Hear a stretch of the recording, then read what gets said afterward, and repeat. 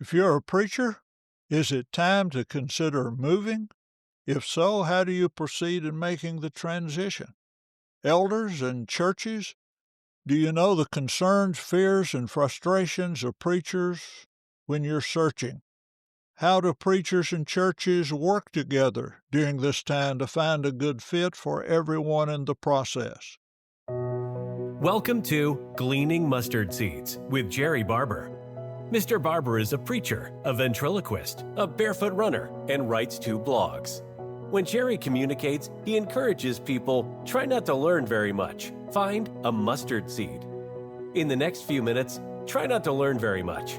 Look for something you can do to move a mountain, remove a stumbling block, or provide a stepping stone for yourself or someone else.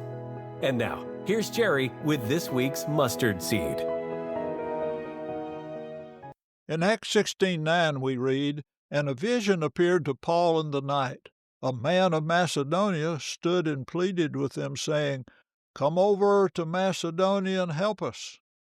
I don't know everything involved, but it appears to me it was easier for Paul to decide to go to Macedonia than it's been for me to make the moves I've made in preaching.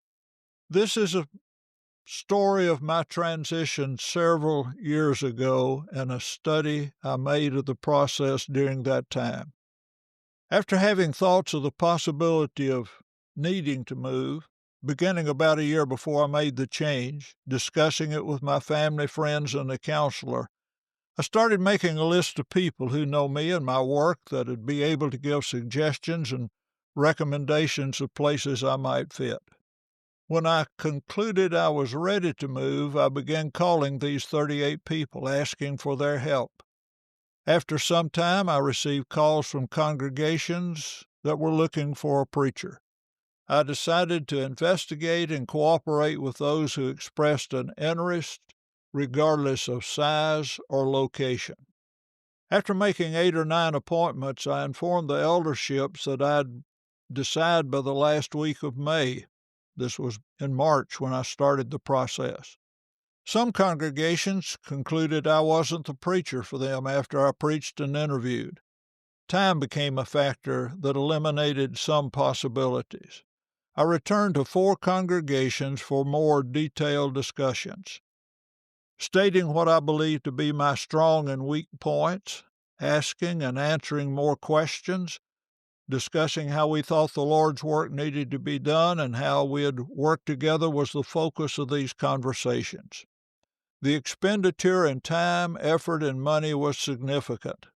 I attempted to do all I could in my local work, focusing on teaching, personal evangelism, counseling, and visiting, as well as providing honest and complete evaluations of the opportunity in each congregation. Travel related to relocating totaled 6,691 and 8/10 miles in addition to the miles flown. The expenses: unreimbursed food and lodging, $63.50. Phone calls, this was before the days of cell phones. I talked to friends who could make recommendations of congregations needing preachers at each congregation for the past 20 years, other preachers and Christians in the same town or community of the church looking for a preacher, plus other references, totaled $359.74. Tapes of my sermons and postage, $63. Travel at that time was 20 cents a mile, $1,338.36. The total compensation I received from churches where I tried out, $1,195.78.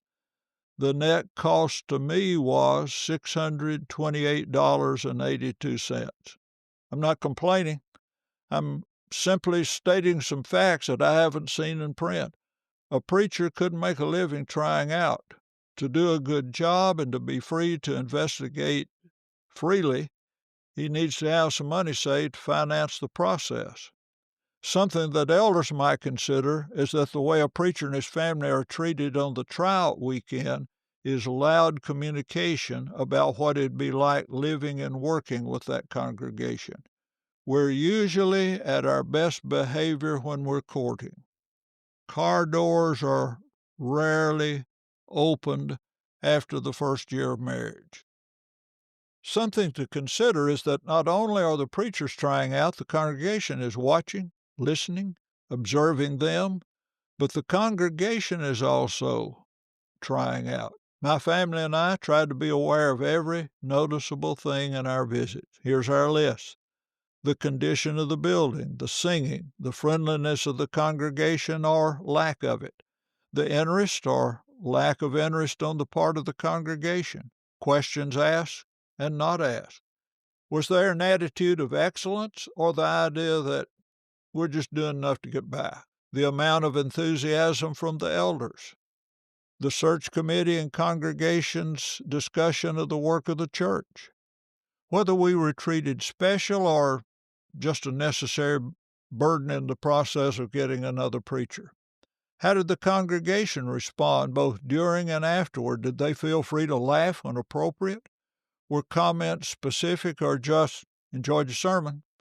What was the approach of the elders or search committee? One of openness and quest for truth, or one of disinterest, or one of pressure to come to that congregation?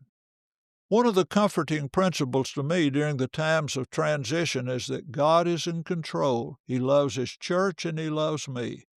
If, as Daniel said in Daniel 2:20 and 21, He is involved in government changes, I believe He's also interested in preacher changes. My main task in life is to find His will by following His principles. When I do this, my needs will be met. Freedom comes from knowing the truth and cooperating with it. Both the congregation and the preacher need to be joint seekers of truth in the preacher-congregation search. To help in this process, my aim was to be transparent and honest in the interview, revealing both my weaknesses and undesirable traits as well as those that were more favorable.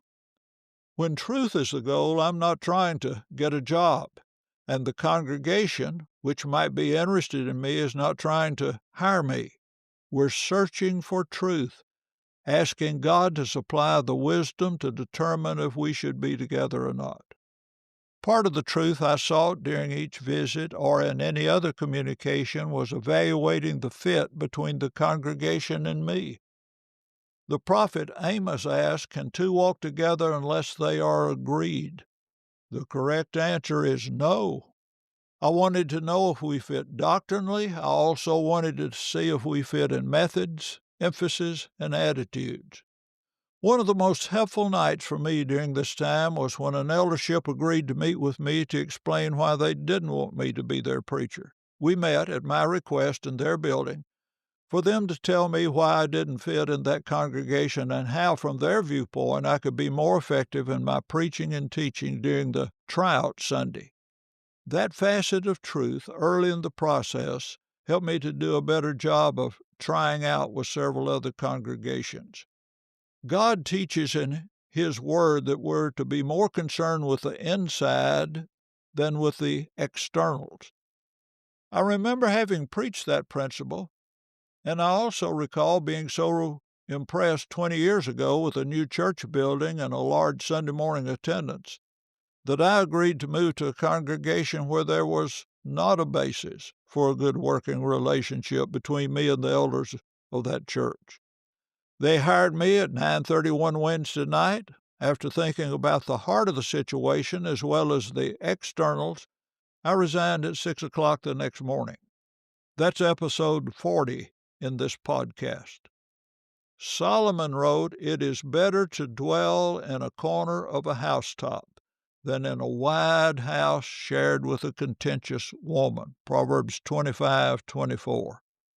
I'm grateful for the experience of evaluating myself over several months and identifying areas where I needed improvement.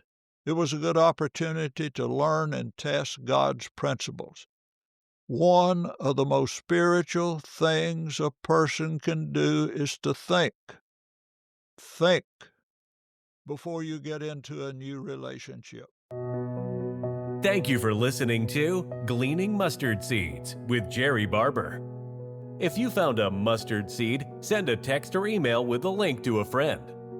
This podcast was brought to you by Braden Parsons Photography. From family photos to landscape photography and everything in between, Braden uses his passion for capturing meaningful moments to create art and embody memories that will be cherished for a lifetime.